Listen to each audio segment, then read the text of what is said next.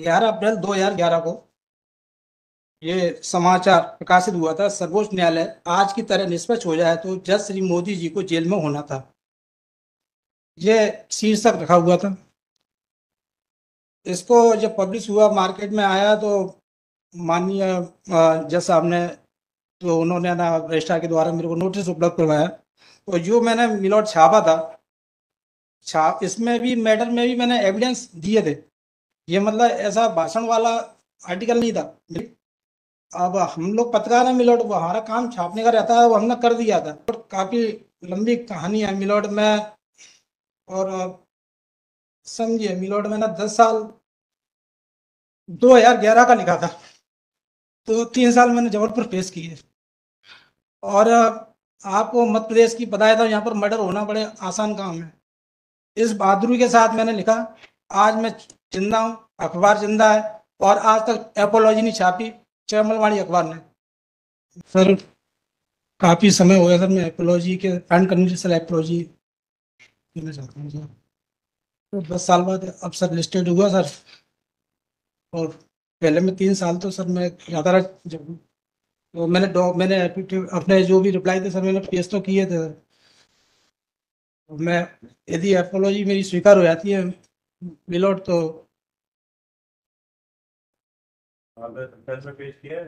Sir अब कल मेरे को नोटिस मिला था सर, मैं आ गया, तो मैं अभी कर देता हूँ सर, आप यदि अनुमति देंगे तो विलोट। बोलिए क्या बोल रहे हैं। मतलब इसके अलावा कुछ भी कहना है? नहीं, अब वो लास्ट जो है 10 साल जो पहले हियरिंग हुई थी सर मिलोट, तो उसमें यही आर्गूमेंट बोर्ड माननीय न्यायालय के समझ आए थे, या तो अप्रोच दीजिए आप, या फिर है ना ट्रायल पेश करिए। तो पेपर बुक के लिए बात माननीय न्यायालय ने बोला था, लेकिन मैंने ऑर्डर कल फाइल में देखा था, तो पेपर बुक का जिक्र नहीं आया। माननीय न्यायालय जो उचित समझे वो मैं तैयार हूँ सर। फोटोलॉजी के बारे में तो आप पहले से आपको जो कहना है आप कह दीजिए। राइटिंग में कह जो दीजिए, आगे पढ़ना है आपको आगे कर लिख के नहीं। ठीक। राइटिंग में देना है तो आप राइटिंग में दीजिए। कब पुटअप करूँ मिलोट उसको, इसीलिए जो राइटिंग में देना है ये जैसा। अभी 2 बजे, 2 बजे। तो मिलोट मैं बोल देता हूँ, हाँ, मैं बोल देता हूँ।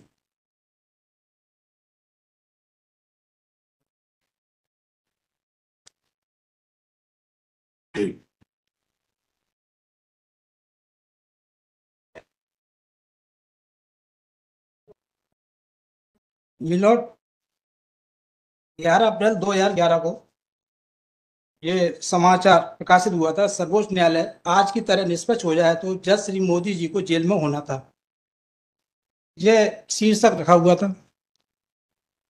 इसको जब पब्लिश हुआ, मार्केट में आया, तो माननीय जज साहब ने, तो उन्होंने ना रजिस्ट्रार के द्वारा मेरे को नोटिस उपलब्ध करवाया। तो जो मैंने मिलोट छापा था, इसमें भी मैटर में भी मैंने एविडेंस दिए थे। ये मतलब ऐसा भाषण वाला आर्टिकल नहीं था मिलोट। ऊपर देखेंगे तो कुछ मतलब जो उनके व्यक्तिगत केस थे, एक सुप्रीम कोर्ट में भी जो ऑर्डर हुआ था उसका ही मैंने जिक्र किया था, उस आधार पे ये हेडिंग बन रही थी मिलोट। तो अब चूंकि अब हम लोग पत्रकार हैं मिलोट, वो हमारा काम छापने का रहता है, वो हमने कर दिया था। लेकिन जब जुडिशल प्रक्रिया में हमको इनसे लड़ना तो है नहीं है किसी से।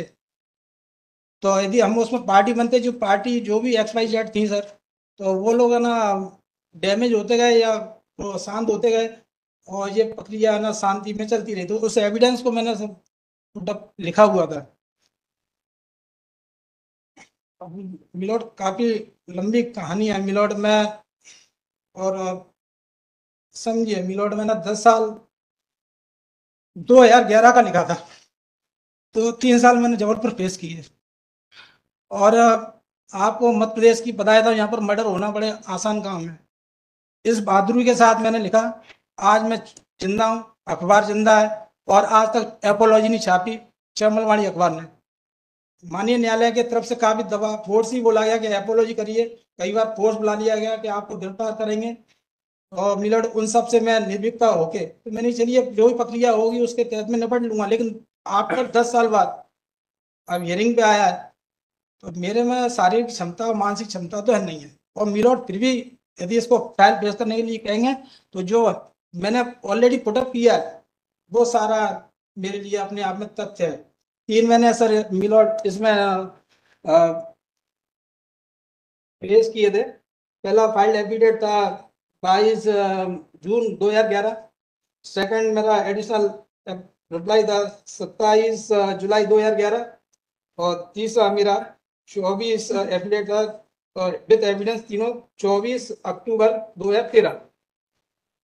ये सब मिलॉट मेरे जबलपुर चल रहे थे केस। तो फिर मैं यहाँ से चूंकि वहाँ 2 साल जाता रहा, परेशानी होती थी, तो मैं यहाँ पर मिलॉट ट्रांसफर करा लाया ग्वालियर।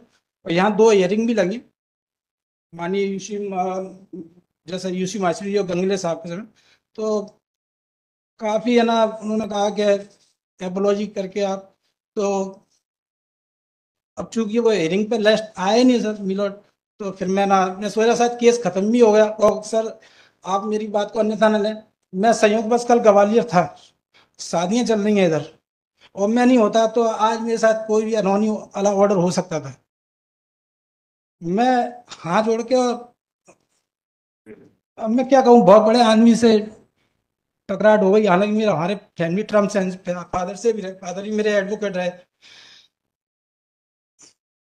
आप कहेंगे तो मैं लड़ने को तैयार हूँ हर तरीके से, लेकिन जो है क्या, वो कपड़े फटेंगे, खून निकलेगा, मर्डर तो होना ही होना, चाहे इनका हुआ चाहे मेरा हुआ। तो ये अरबों की संपत्ति है, और माननीय न्यायालय के समक्ष कई ऑर्डर ऐसे हो चुके हैं, तो वो मेरा बोलना कंटेम्प में जाएगा, तो मैं उस चीज़ को नहीं दोहराना चाहता। इसलिए मैं काफ़ी समय शांत हो गया। फिर मैंने इस मिलो लगाया कि कुछ ना कुछ कई हो जाती है न्यायपालिका में ऐसी चीज़ें कि गैर एबसेंट में ना आपके तहत कुछ ऐसा बैग में ऑर्डर कर लिया जाए। इसलिए मैंने PIL भी लगाई मिलोट मिलो PIL के तहत मेरी है ना 3-4 साल वो केस भी चला, सिर्फ इसलिए कि कहीं मेरा जी केस आया तो कहीं एबसेंट ना दिखा दें। वो होर्डिंग वगैरह सबके लिए मेरा ये चला था, जनहित में याचिका थी, और उसमें भी मिलोट वो केस भी सुप्रीम कोर्ट गया था होर्डिंग में। लेकिन उसको भी अब आप अन्यथा ले लेंगे कि मैं बहुत ही ज़्यादा बोल्ड बोल रहा हूँ, तो उसको भी है ना केस को दबा दिया गया, जबकि वो करोड़ों की रिकवरी का मामला था ग्वालियर का। करोड़ों की संपत्ति नहीं होती और निजी कंटम होता तो आप मेरे को जो भी सजा देते मैं सहज तैयार हो जाता।